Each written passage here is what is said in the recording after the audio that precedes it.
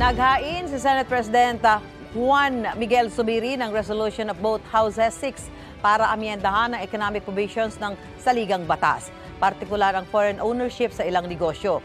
Kasunod ito ng pulong ni Zubiri kasama sina Pangulong Bongbong Marcos at House Speaker Martin Romualdez. May unang balita sina Tina Panganiban Perez at Jonathan Andal. Sa pulong ni Pangulong Bongbong Marcos at mga liderato ng Senado at Kamara nitong Huwebes, nabanggit ng Pangulo ang mga napanood niyang ulat tungkol sa mga umano'y bilihan ng pirma para isulong ang charter change ayon kay Senate President Juan Miguel Zubiri.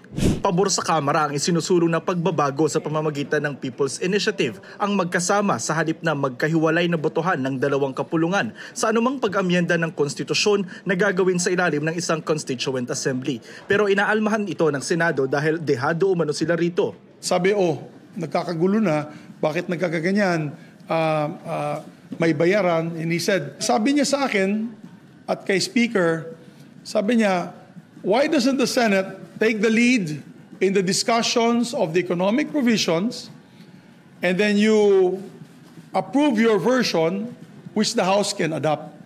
So that was the position of the President. Para hindi na tayo maglalagay pa kung ano-ano pang mga amendments na sa tingin natin ay magagalit ang taong bayan. Dahil dito, pumayag ang liderato ng Senado sa Chacha. Inihain ni Zubiri ang resolution of both Houses number 6 o RBH 6 na nagpapanukalang amyendahan ng konstitusyon. Nakasaad dito na dadagdagan lang ng mga katagang unless otherwise provided by law ang mga probisyon na naglilimita sa pag-aari ng mga dayuhan sa mga eskwelahan, advertising at public utilities. Kung may dadagdag ang mga kataga, pwede na ang 100% foreign ownership kung may maipasang batas para dyan. We're limiting it to the scope of the Public Services Act, education, because we feel, lahat po kami naniniwala, na bakit hindi makapasok ang Harvard dito, ang Yale, ang Stanford. Pwede naman sila mag-set up po ng eskwelahan dito. They do it in Singapore, they do it in other countries. So we should allow them para tumaas naman ang dekalidad ng ating edukasyon. Bili ng Pangulo, hindi kasama sa bubuksan sa mga banyaga ang pagmamay-ari ng media at lupa. The President mismo ayaw niya ng lupa na ibigay sa foreigners. And I quote the President, this will give us problems in our housing program. It will increase tax rates and it will increase prices of land in the Philippines. Kung may foreign ownership of media, baka mag-influence peddling pa yan dito on certain agendas. Sa RBH 6, iniiwasan daw na magbanggaan ang Senado at Kamara. The proposal subject of the People's Initiative could have led or could lead rather to a constitutional crisis, destabilizing our bicameralism and upsetting the systems of checks and balances. The President agreed with us that the proposal was too divisive. Kasunod ng presko ni Zubiri, naghayag naman ng suporta si House Speaker Martin Romualdez sa inisyatibo ng Senado na nagtutulak ng CONAS para maamyendahan ang saligang batas at mapaluwag ang economic provisions na naglilimita sa pagpasok ng puhunan ng mga dayuhan sa Pilipinas.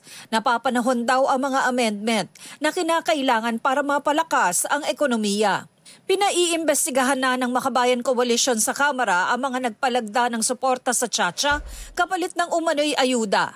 Kasi marami kaming nare-receive na mga reports. Yung bagong term na narinig ko sa mga report, yung payout, ay naririnig ko lang yan sa DSWD. No? Pag payout, ibig sabihin, bibigyan ng pera na. Gusto rin itong ipatawag ang grupong nangangalap ng lagda. Bagamat malabo raw na maimbestigahan kung may mambabatas na sangkot sa signature campaign. Saan ba nanggagaling yung kanilang pondo? No, napaka-massive yung kanilang pagpapapirma at saka yung kanilang advertisement para malaman ng taong bayan na hindi government fund ang ginagamit nila.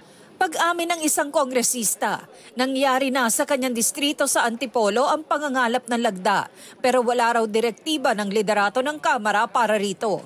I can assure you na kung mayroong pumipirma doon, walang bayad. You can go there in my district. Pag-amin naman ng grupo sa likod ng EDSA Puera Ad, nakausap nila si Speaker Martin Romualdez tungkol sa pangangalap nila ng pirma para mabago ang saligang batas at gawing magkasama sa halip na magkahiwalay ang botohan ng Senado at Kamara sa anumang mga constitutional amendment na gagawin sa ilalim ng isang Constituent Assembly. Sabi niya, yes, yeah, it's okay. You know, I'm giving you administrative support. Si Speaker, because the Speaker, Martin Romualdez, being the CEO of Congress, is the one that can guide us going to each and every district, which is headed by a congressman. Tuloy raw ang signature campaign sa kabila ng bagong hakbang ng Senado. Our signature gathering is gaining ground. We have gotten at least 30% of the needed signatures. Our target is to finish everything by June of this year. Wala umano silang binibigay na pera sa mga pumipirma. Ito ang unang balita. Tina Panganiban Perez. Jonathan Andal para sa GMA Integrated News. Mga kapuso, para una ka sa mga balita, mag-subscribe sa GMA Integrated News sa YouTube. Sa mga kapuso abroad, subaybayan niyo po kami sa GMA Pinoy TV at sa www.gmanews.tv.